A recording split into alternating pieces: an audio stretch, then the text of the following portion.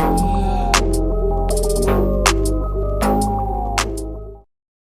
hola, buenos dias, GnGs. My name is Trekkw2ks, and welcome to Weekend Crypto. If you don't know, the basic idea is I cover the crypto news that happens between like Friday evening and Sunday, and then pop it out 08 on a Monday morning. So yeah, I'm Trekkw2ks, and I guess we'll get into this in a couple. But first, I do want to say thank you to the folks who still, tap in and listen to my qualitative observations of the space, even though it's not centered on the more speculative side of the space. We do have other folks in the network, if you don't know, who definitely know their things about TAFA and do give more attention to the speculative side of the space. If you've interacted with me in the live chats, when King and Zay is on, or even outside of those particular times, I'm not really a price talk person, but nonetheless, I do appreciate the folks who are tapping in and coming back, and and who engage with me during my live, at the 08 hour. I know I'm not everybody's cup of tea, but I do appreciate the folks who tap in and come back week for week. And so I want to, put that out there, my gratitudes and thanks and all that. So we're gonna jump into a couple different stories because a number of things kind of came out this weekend. And the other part of this is I was at an event on Friday in New York for the Cornell blockchain event, which was basically put together by Cornell University, or at least one of the associations within there. Um, it was mostly what I expected to hear, but it was interesting to see because if you don't, it was interesting to see a couple of things that I thought were very diametrically opposed to each other still be held in the same space and kind of like, well, no, like it's not really what you think like that. It's more this. I'm gonna get into it throughout these stories that I cover, so you'll see what I'm talking about. So actually I want to do this as my last story, but I'm gonna jump here first, right? So highlights are Telegram wallet users can now buy, withdraw, and exchange Bitcoin. This is over here on Fold. As you know, link for these will be in the description, so you can definitely follow up because I don't read the whole article. And sometimes I barely read the article, in all honesty, no caps, right? So here's the basic idea. The users of widely used Telegram messaging app now have the ability to purchase, withdraw, and exchange Bitcoin. Not, Craig Wright's version, not Bitcoin Jesus version. We talking about like the original, BTC, right? Just so we're clear on this.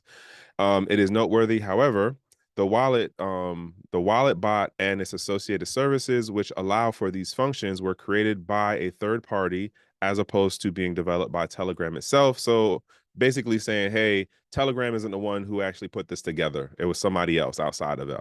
I have an interesting backstory about this that I'm gonna drop in a minute. So, in fact, the wallet bot and such similar services are created by third-party developers using Telegram's open bot API.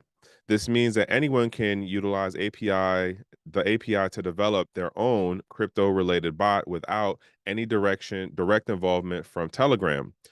Thus, users of @wallet web interface can now access, buy, withdraw, and exchange and make peer-to-peer transactions directly through Telegram's web interface in Bitcoin.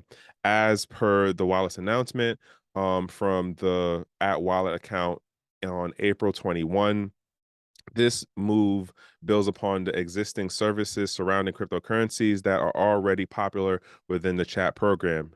So here's the announcement that happened. Now, let me give some backstory on something, which now that I read it again, makes me question what is going on here.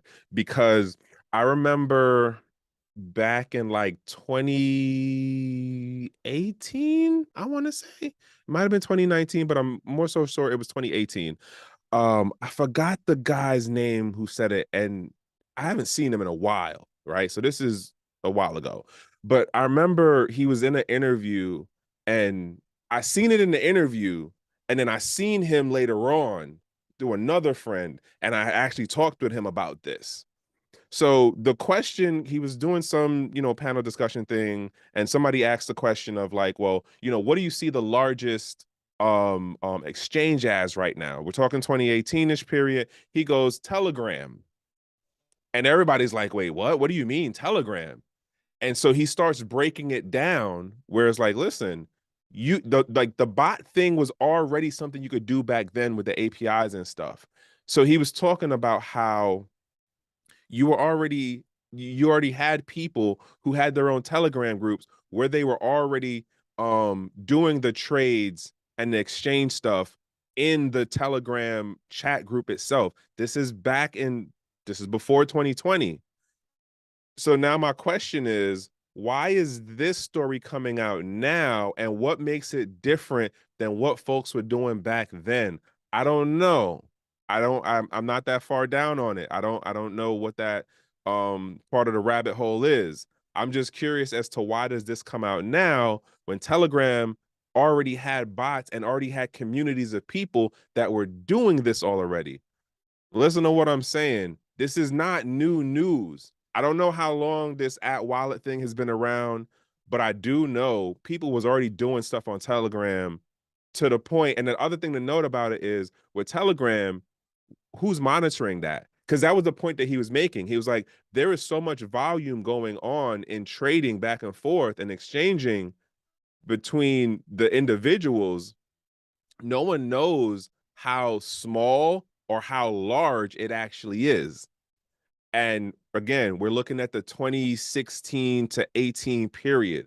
So heaven knows what the volume was really like back then because of who was, doing the Telegram stuff back then. And like Telegram back then is not how Telegram is now. Like everybody and their mothers on Telegram. Back then, it was definitely more of the like, if you had the alpha, if you was really on the techie side of it, if you was really in the know, you was in the Telegram side.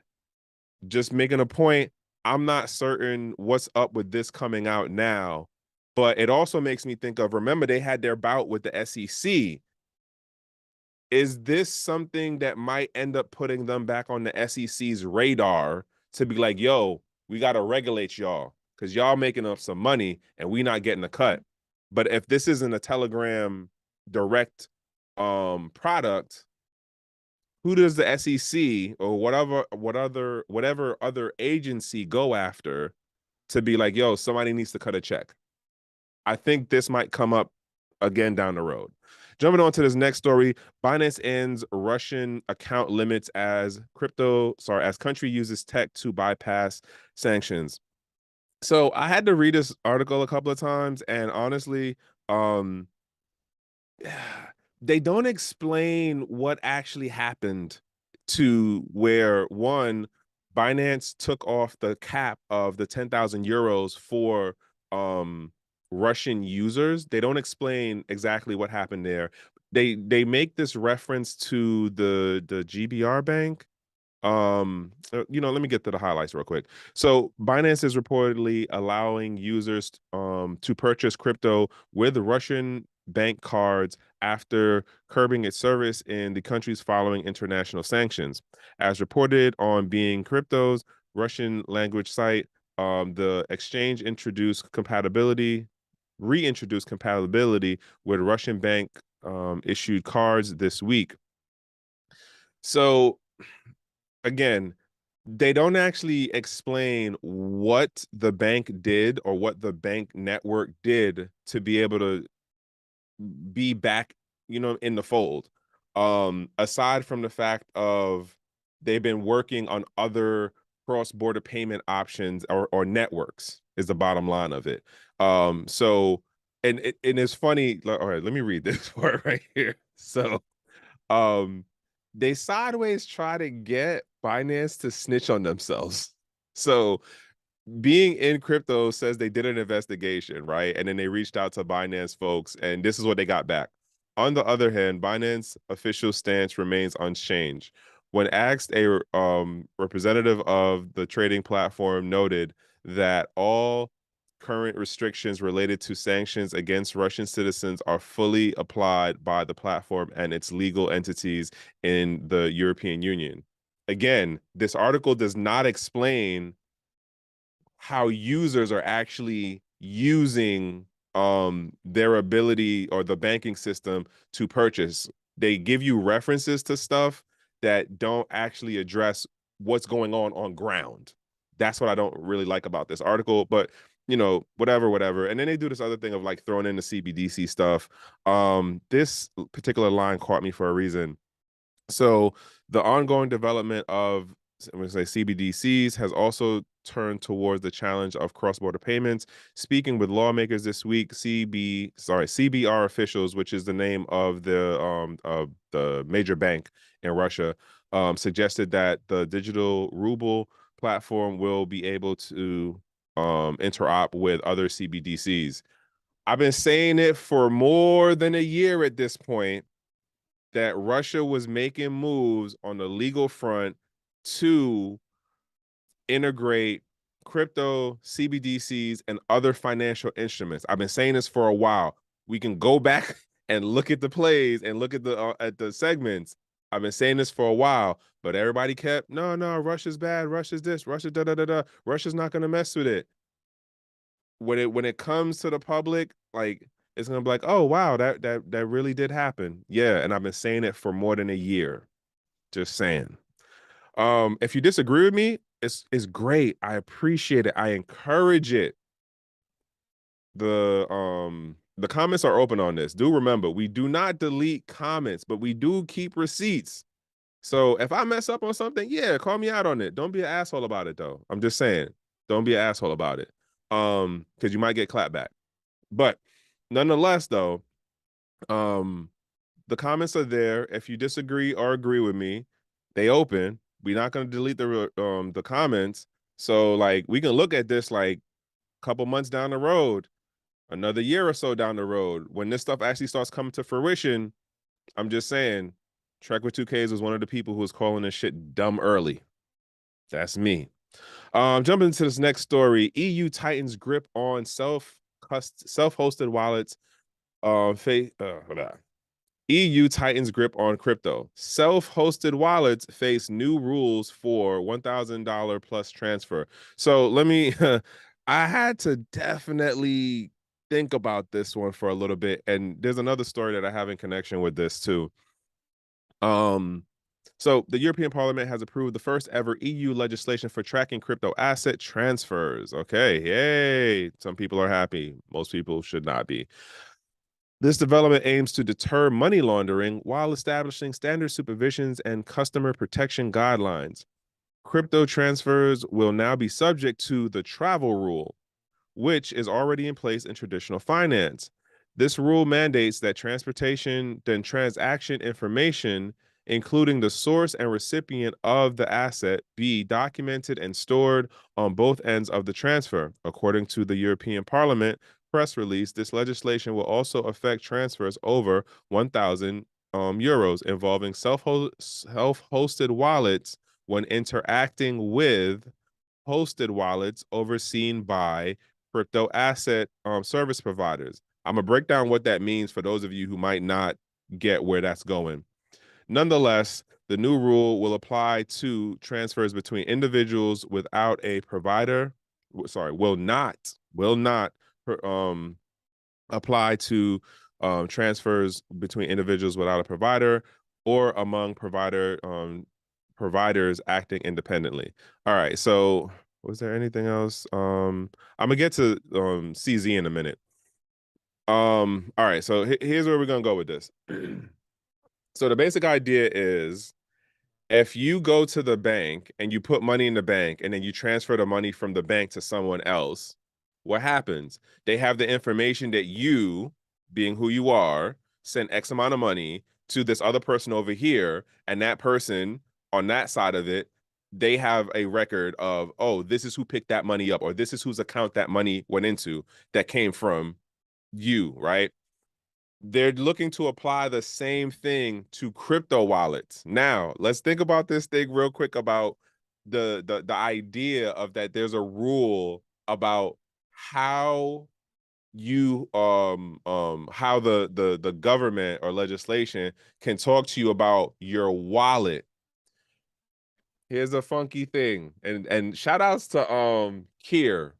I forgot what Kier's last name is, but Kier is a dude that I'm connected with on LinkedIn. coder dude, and he pointed this out a while ago about how do you not have a rule about your wallet or your purse that you have physically on you that says, hey, you can't do X, Y, and Z with your self-hosted wallet, right? That's self-custody right there. You put your money, your card and stuff in the wallet and you go about and do what you do with it. But now we're talking about crypto wallets and we're like, whoa, whoa, whoa. We need to have oversight in people's ability to have a device or an item that holds their value, their currency, their medium of exchange. Think about this. We don't have a rule about you putting dollars into your wallet, but it's okay to have a rule about you using a cryptocurrency wallet to put crypto in it and then tell you where and how you can use it. I'm just saying, like this is where we are, and is really is a funky place at times to me. I don't know.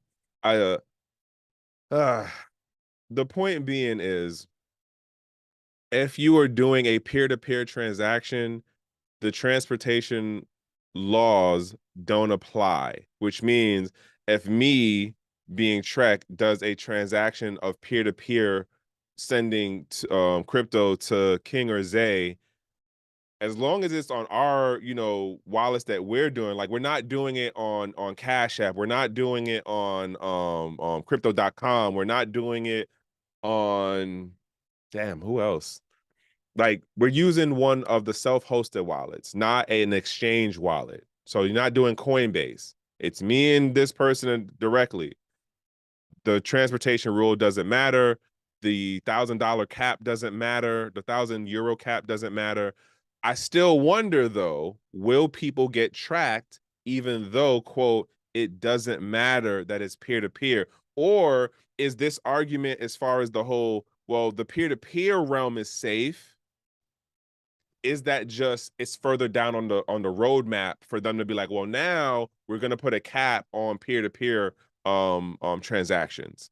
That I'm wondering that. I don't know. But we'll see. Time will tell, right? Um, Jumping to this next thing. This lets you know right here, Binance is about to come out with something, and they probably gonna be like, yo, okay, you know what? Let me jump back one.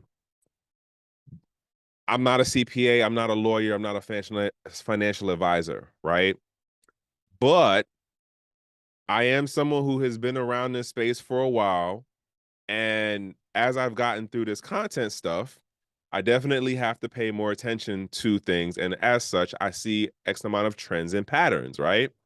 And so this basic part right here talks about how CZ from Binance went to Twitter after this whole new ruling happened, which is funny because folks were also talking about this at the event I was at on Friday. Basically, a lot of the folks were like, yo, Europe is definitely leading the legislative front on DeFi and crypto. And in regards to like that, they're probably going to get the institutional side folks in first or sooner or in a larger movement than compared to the US because what our bureaucratic legislative folks are doing. I heard this multiple times on Friday. But anywho, my point being is that here's what CZ is saying as far as basically with clear rules now in place for crypto exchanges operating in the EU, Binance is prepared to modify its business operations over the next 12 to 18 months to achieve full compliance. Arguably, what that means more of is we're going to figure out how to take better advantage of the situation because now we have a better idea of how we can move through the market to get better adoption and better market share. That's the bottom line of what he just said. So it's like we're gonna get in there now that we really about to put our foot in this now that we know how you guys are operating. And then it's not like they can just willy-nilly change come, 2 weeks from now. Like the way that the bureaucratic system works over there, it's not that fast of a turnover. But anywho, let me jump on to this next thing. Um, all right, so I can't actually read this story to y'all. I'm gonna just hit the headlines because now what Crypto Slate did was they partnered with Solana. So now you need a Solana wallet in order to read X amount of their articles now, which kind of like a boo, kind of a boo. Not really feeling it, but whatever, whatevs. As my homegirl used to say. Oh, by the way, this is definitely gonna be like a 30-35 one today, y'all, because I got a couple other things to cover. So zero knowledge proof versus CBDCs, the fight for privacy amid central banks bid for control. What was it that I saw? Like literally, this is as much as I can show y'all. So, privacy concerns surrounding central bank digital currencies are growing, and ZK Proof may offer a solution. As a potential game changer, we're exploring combining CBDCs and ZKP to balance accessibility, efficiency, and privacy. Listen, here's what gets me about this, and I seen it on Friday. They had a number of workshops which were really just like explainers and demos and pitches around companies that were using ZK proof, right? And so if you don't know, ZK is supposed to be like, well, here's how we're dealing with maintaining a level of privacy within crypto transactions, at the same time being able to have better scaling of transaction time, right? So you have that on one side. There's a like literally there was just one room and it was multiple different things going on around ZK proof, zero knowledge proof. And then in the other rooms and stages, there's a whole bunch of conversations around regulation, around DeFi, around there was like 2 or 3 sessions around regulation alone. Okay. Here's the thing that got me that I kept hearing, and I was just like, how does this work? The lawyers and X amount of the business folks kept coming back to like DeFi as those of us, let me jump in close on this, who like look at true DeFi where there is no, hey, we're gonna KYC you, hey, we're gonna limit what you can do here and there, hey, we're putting all these choke points in. Pretty much without directly saying it, especially the lawyer folks were like, yeah, that's not gonna happen here in the States. Not at all. Which then brings me to this thing of how can a protocol be utilized by, and there's a bunch of different businesses that are building their model on using ZK zero knowledge proof. How can this technology that's supposed to uphold privacy in the digital sense of transaction history stuff and identity still be here in this particular event that is having conversations around how there will be regulated DeFi, which means it's not really DeFi. DeFi in the true sense won't come to the States because it doesn't work for the institutional players. Now, add on top of that, there was last week Zainam had covered a story about how Treasure partnered with CoinJoin to be able to do like the buying and selling thing and like uphold the privacy. And then later on in the day, and I'm gonna add this in the link, a matter of fact, I'm gonna add this in the description, the link to this tweet that was basically like, wait, so you guys are just talking the PR front of it about how great this new business partnership is, but they're not talking about the back end and how the ZK, I forget which company is doing it, but they're basically able to filter transactions even with zero knowledge proof. They're basically able to stop, like, let me put that shit in context for y'all.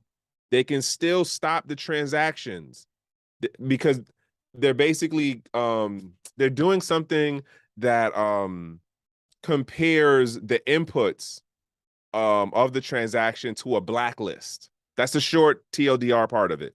And so the idea of, well, oh, this is going to make for true DeFi. No, it's not, because you're still able to censor people. You're still able to filter and control transactions. And so I throw this out there. Y'all can definitely dig in on this if you want to. I just I'm kind of at a loss for what's going on in the space right now. I'm not saying what am I not saying and what am I saying? I am saying that what is being marketed to the public as DeFi is changing very much so on the back end, that it is not the DeFi that existed pre C19. What is going to be coming down the pike even more is things going on with zero knowledge proof and like ZK rollup, and there's just like two or so other companies that I cannot remember right now. But like Avalanche, apparently Avalanche, I didn't know background wise, like it came out of, excuse me, Cornell. They were like one of the big sponsors of the thing. But there's stuff going on there. My point is a lot of the front end stuff looks fancy and is marketed as being cool and like, oh, it's gonna do X, Y, and Z for you. But if you're really like paying attention to who's connected on the back end and how the businesses work, and like even more so at the technical level, it's not what it's not what's being sold to the public is the bottom line.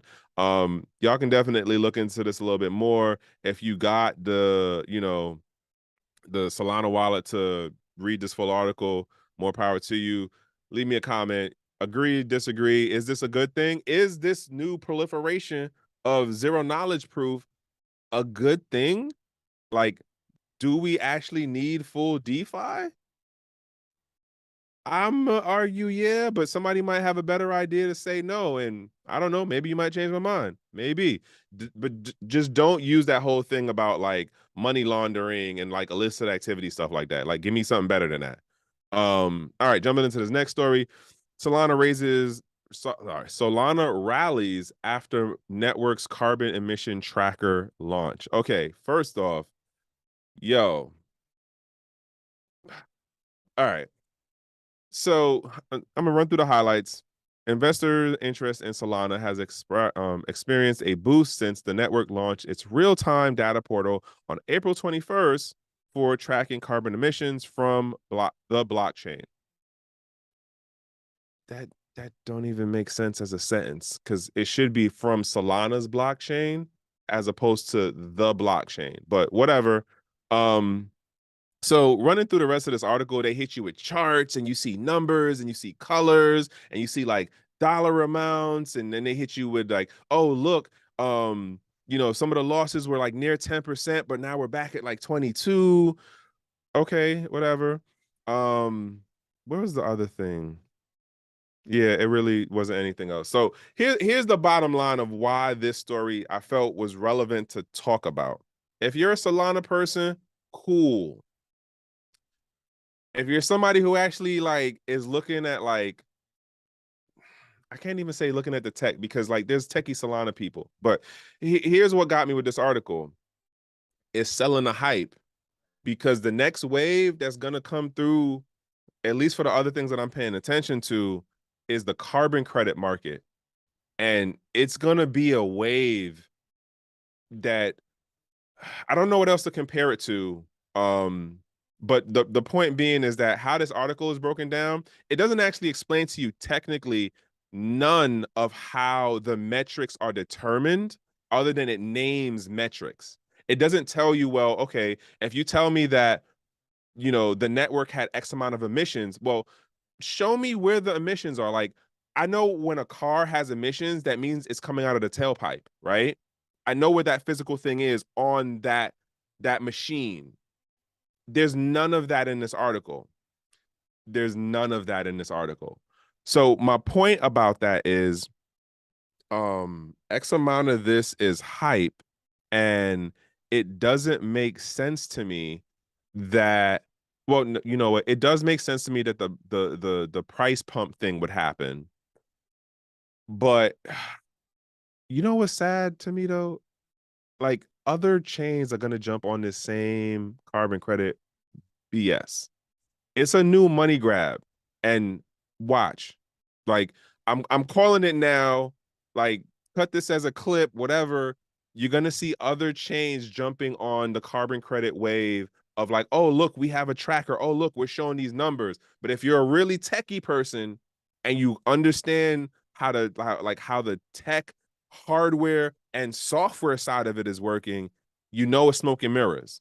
If you're a business person and you have conversations with X number of people who are on the back end of this and see who's connected to who, you also know it's smoke and mirrors. If you just out here trying to be somebody getting some gains, I'm not knocking your hustle. Get your gains. Do what you do. I'm just saying the smoke and mirrors of this, it just makes me a lot more annoyed with the space for like where we are now. And granted, this is a part of the growing pains of developing into a more matured industry. We're going through all of these different iterations of experiments and tests and, you know, iterations and forks and all of this stuff. It it's just a crazy thing to watch, y'all. It really is. Again, if you're a Solana person and you see this as a good thing, the comments is open. Again, we don't delete the comments. We do keep receipts though. So, we can go from there. Next thing to note, which I kind of thought was relevant because this was a good clap to like community policing.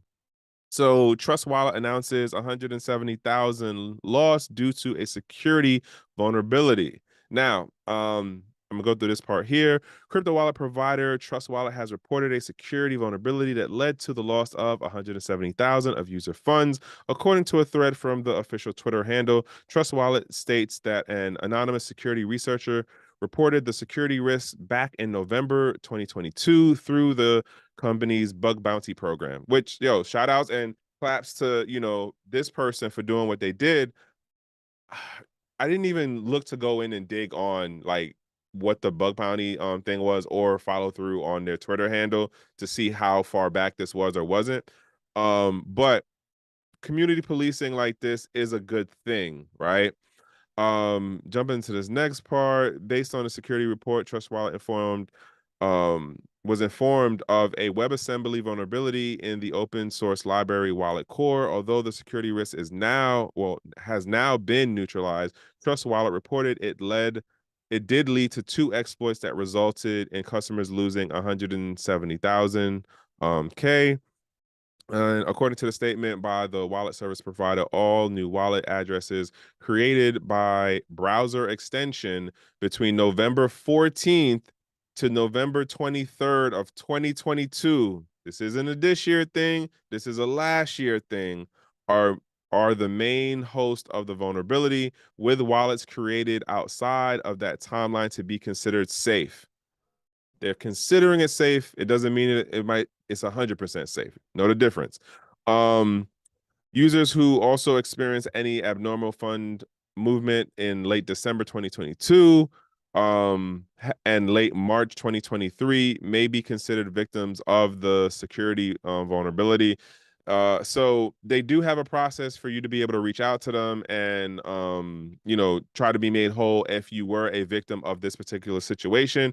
Other thing to note is there was another hack that recently happened with them. So at least for how it was reported in this article, they do have a list of the wallets that were affected from this vulnerability. There's a whole other situation going on with the recent hack situation. Now jumping over to here, public sector leads transition to digital yuan wage payments. Basic idea is the public sector leads transition to CBDC wage in China. Digital yuan now integrated into major Chinese payment methods. Listen, again, I've been saying this for a hot minute. I mean, like, I've been saying this since 2018 when I used to write for a certain exchange. I can't even say nothing with them now. It's like if you was really in the trading space, like you probably know who they were, but yeah, whatever. So I've been saying this for a minute. They was eventually going to move here. It was things that they were doing legally in their legal structure, in their court systems that showed China was going to get to this point, right? So now, where's the part that had me? A couple of things. So if you don't know, you have the local money the yuan that is in local circulation of the country of China, and then you have the outside oh God, I can't remember what the other currency is called, but like that's the bigger, bilateral global stuff that they move with at the country level, right? And so this situation of them going, all right, well, we're gonna do the digital yuan and it's gonna be with the mechanisms of a CBDC, like that was only a matter of time. But what was arguably smart, arguably smart, excuse me, and what they did was um they pushed it through government employees because at the end of the day, the largest, as they say here, compared to some countries, large swaths of the Chinese population are employed by the state. Now, if you don't know, in the US, the largest employer in the US is the United States government.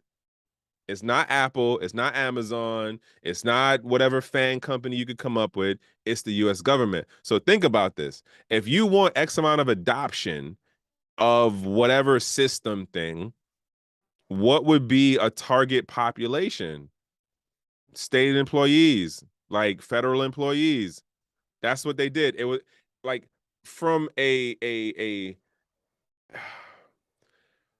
respectfully, from a way of trying to figure out how to get the market adoption, it is a smart strategy, not gonna lie.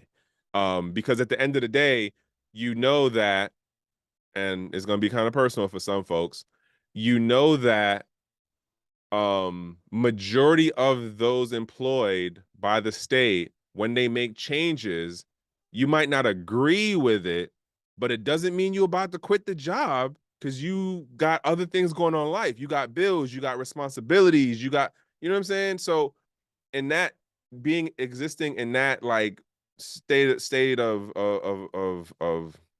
what is the word? Being in that state of things, you're not about to quit your job because they told you they about to change how you get paid.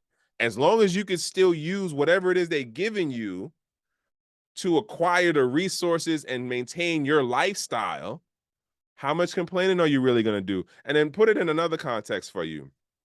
Um, Here in the States, think about how many people work for city and state governments, county related stuff too. And when it came down to, yo, you need to get this in your arm in order for you to keep this job. Now, granted, there's a whole thing around the legal stuff on how illegal or legal it was. But X amount of folks, the vast majority of folks, did it because they was like, yo, I got to keep this job. I'm about to retire. This is going to be my retirement plan. I got another 2 years in. Like a number of people kept it and did what they had to do because that was the situations they were in, right? And then other part of thinking about this is you don't think that the US isn't looking at this and going, oh, well, let's see how it work out with y'all in regards to getting state employee adoption. And then we'll see how we can start inching it out. Again, I'm gonna keep saying it. That executive order was the dog whistle to get the different agencies and departments to play a game of hungry hungry hippo as far as jurisdiction and stuff over this crypto space and then like pushing certain things out. The Fed now thing, it is a group chat for banks, but it doesn't mean you can't add in a payment rail system into it. Just saying, it's X amount of like the technical part to it, but like there's no money in Fed now right now. But looking at like, will CBDCs be a part of Fed now?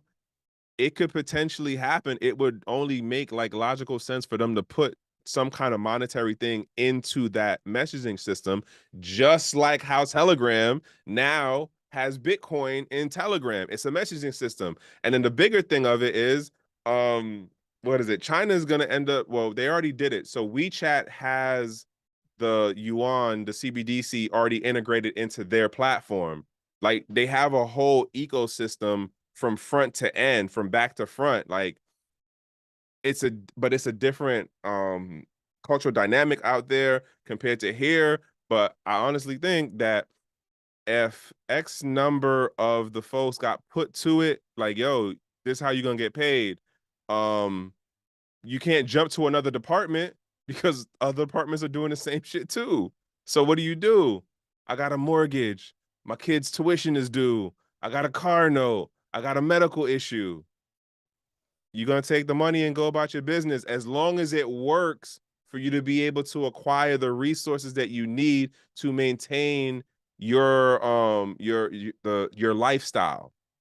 If it don't work for that, that's then like over here, I would imagine over here in the States, we'd probably have more issue of it working smoothly, which will make for more pushback because it won't work smoothly out the gate. That's the crazy part. We're gonna watch China do it, try to emulate what they do, but we don't have the same setup nor the same cultural nuances, and we're still gonna try to push it on the people. And I do see using government workers at the city, county, and state level as what is it, city, county, state, and federal level as a viable way of pushing it out into the public. Time will tell if it happens. Again, I'm just some guy on the internet who wears shades. Um, Aside from that factor, like I'm just some guy on the internet who wears shades. I'm not a CPA. I'm not a FA. I'm not a lawyer. I'm not a TA. But you know, well, I have been around long enough, and I've paid attention to more smarter people than me on the geopolitical scene, the economic scene, and just the business scene. And you tend to see certain trends and patterns. That's it. What's the last thing to get into so I can get out of here? I know I've been running long on this one. Oh, high note, high note. I'm gonna leave it on a high note. Zimbabwe central bank to issue gold-backed digital currencies. So, oh, yo, um, I'm at the what you call it? The what's the thing called? The Cornell thing on Friday. I meet an engineer from Cameroon. The dude's breaking down some of his story to me. He's telling me how he's worked for Google and a couple of other places and stuff. And so we're talking about like things within Africa, and then we get into this conversation about the whole thing of one road, one belt. Another thing I've been talking about for years, SIPs, the whole situation going on with China moving around in Africa. Now, this dude is definitely a capitalist as it comes, like, so because he was pro one road, one belt in China, in Africa. But we had jumped on the subject of the meeting that happened between Xi and Putin. And I was saying to him, it was funny to me how no one talked about the 40 African leaders who were also at the meeting. You you you really got to try to look to find any of the pictures that show everyone who was at the meeting. My point to this is I don't know if the Zimbabwean leadership was at the meeting. I know one of the Kenyan leadership folks was at the meeting, and that was the dude who started talking about the whole, hey, if you in oil and you holding USD, you might want to move different in a couple of weeks, or you might want to start moving now because in a couple of weeks, things is about to change. He was one of those people that was at the meeting. I don't know if this leader dude was at the meeting, but this shows that there is change happening. It's not just hey, I'm an American, hey, this is America, hey, we're the West. Like things are moving different. And I was thinking about this early when I first seen this article, in that if you are below the age of, let's say, 65, with the way things are looking, it is highly likely that if you lived, let's say, into your 75, 80-year old, you are going to end up seeing the US move into a different position as far as the geopolitical and the economic scene. Like this is something that looks like it can happen, and where it's more apparent. I'm not saying the final stage and like, everything is set. I'm saying where it's more apparent in the earlier part of it. If you're below 65, in my mind, you will definitely be around long enough to see like that more apparent shift, and you will experience it. If you under 35, you definitely gonna experience it. I know my kids is gonna experience it. They're gonna have like conversations of like, you remember when back in the days in blah blah blah when you could do X, Y, and Z with American this and that. Like they're also under the age of 25. So just saying, it's 100% in their lifetime. But like for us older folks, I would imagine if you're under the age of 65, you're going to see this more apparently. Not the final full stage of, Asia's number one, but you're going to see the transition and it's going to be more apparent and you're going to experience it, is my point. Um, at least that's how I'm looking at it, again, based on some of the things I'm paying attention to and how I cross-reference stuff, right? So here we are. Reserve Bank of Zimbabwe plans to introduce a gold digital currency as a legal tender in a bid to stabilize its local currency. So I'm curious too on the end of like, is this out of their reserves of what they have in the ground? I also want y'all to remember something, right? Venezuela, there was another story that I seen. Venezuela was going to do their crypto thing based on their natural resources. We threw a monkey wrench in that. And then they turned around, and when they had their crypto department, the crypto department was supposed to study and figure out how to integrate cryptocurrencies into their bilateral trade and local economies, right? Somebody, I forget the guy's name, somebody starts trading oil for crypto. The US picks up on it, ends up doing a shoulder tap on Venezuela. They clean the whole house of the department and put in somebody who's more American friendly to head the department. I'm just saying, like, there's stuff happening and it's not necessarily how it's being purported here in the States on mainstream news. Um, and I'm not saying I'm the expert and I'm the know-it-all on stuff. I just try to pay attention to more smarter people than me and then cross-reference what's going on. Hence my qualitative observation of this space. This thing right here, again, I don't know if this leadership from Zimbabwe was also at that meeting with Russia and Z, but they making moves. So somebody told them something, or they was there directly to hear it for themselves. One of the two things happened. We'll see how this plays out in time, though. I am curious though on like, is this their own goal that they have as their like own resource, or are they having to do purchases from neighboring African countries, or is it coming out of the international market? Which, from what I understand, like things is really hard right now to like get physical gold, especially in large like weight sums.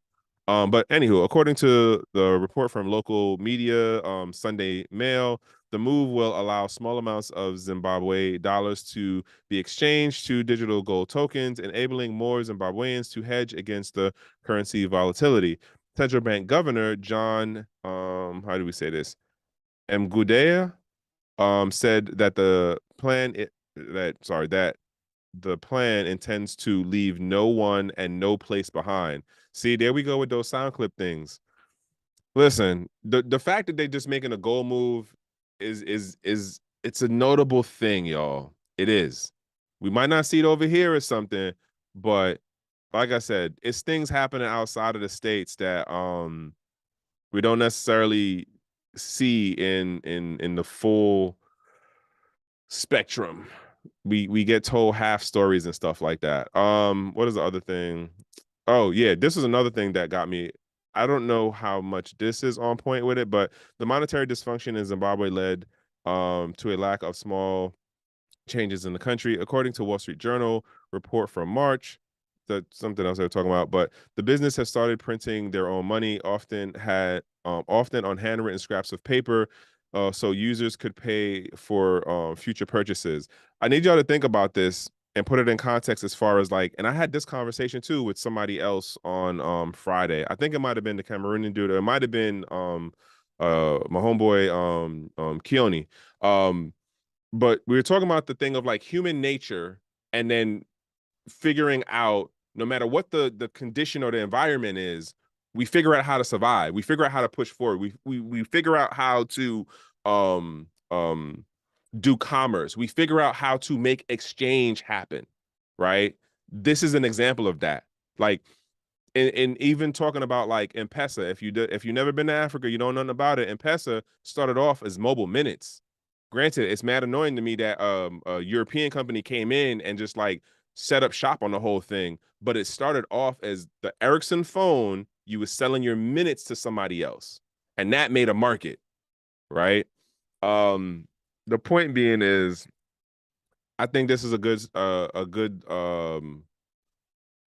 story for the country of Zimbabwe, and I'm looking forward to seeing how this plays out, assuming nobody comes in and messes their situation up. That's what I'm hoping for. But closing it out on this. I appreciate everybody for following me through the end. I know I ran long on this one. This one, it was a number of things that was getting me when I was going through the articles, and I had like wanted to cut it down even more. But I think each story has a certain level of relevance. And I'm not telling you this is the end all be all or this is the super right view that I have, but I'm just saying these things so that hopefully you can combine it with some other information you have and it gets you to like reevaluate your situation and what you're trying to do in this space or what you're trying to do outside of the space. Cause like that Zimbabwe story, that's just not a crypto kind of story thing. That like that's bigger than the crypto stuff. Okay. Um, Even the same thing with the ZK zero knowledge proof stuff and the CBD stuff, right? Even the same thing with what China's doing. Like it's bigger things than just this crypto stuff. And that's what I'm trying to convey with some of these stories. Hence why I try to stay away from the speculative stuff and talk about more regulatory, like technical things, because these things do impact not just us in like our crypto world, right? But anywho, I don't want to beat the horse anymore. Don't forget, what is it? No, damn. Weekends, Saturdays. I got to figure out the day. We're moving the metaverse to the other side onto the weekend, and it's earlier in the day. So stay tuned for those videos when you see them go out. We're definitely having some really, it's funny, even though we're like X amount of months back or weeks back on the conversations, it's so crazy how relevant it is to what's going on right now in AI and metaverses and AI and video games and like, yeah, it's mind blowing. But nonetheless, I am Trekkw2ks. This is Week in Crypto, brought to you here on the Gentleman of Crypto Network. And other than that, folks, one.